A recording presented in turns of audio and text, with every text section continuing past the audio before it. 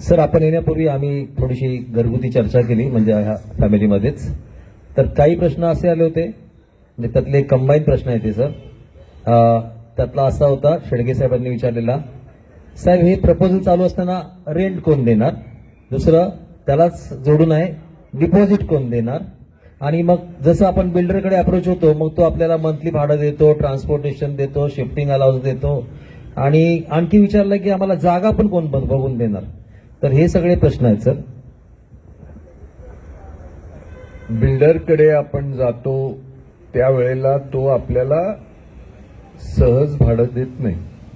आपल्याकडून जमिनीचे इरिव्होकेबल power of attorney घेतो, तेव्हा आपल्याला भाडं देतो. इरिव्होकेबल पॉवर ऑफ अटर्नीचा अर्थ आपल्याला कदाचित कळला नसेल.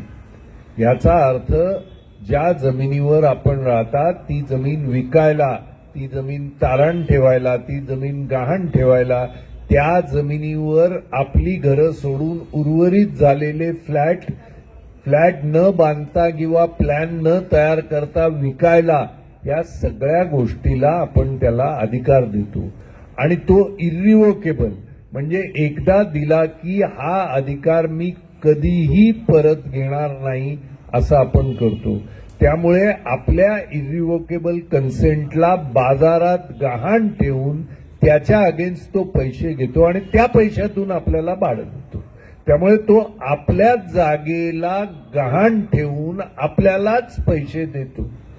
त्यामुळे तो काही त्याच्या खिशातले आपल्याला पैसे देत नाही. त्यामुळे ज्यांचा गैरसमज आहे की बिल्डर आपल्याला काहीतरी देतो, नाही, तो आपल्याच जागेला विकून किंवा तारण ठेवून किंवा गहाण ठेवून आपल्याला पैसे देतो.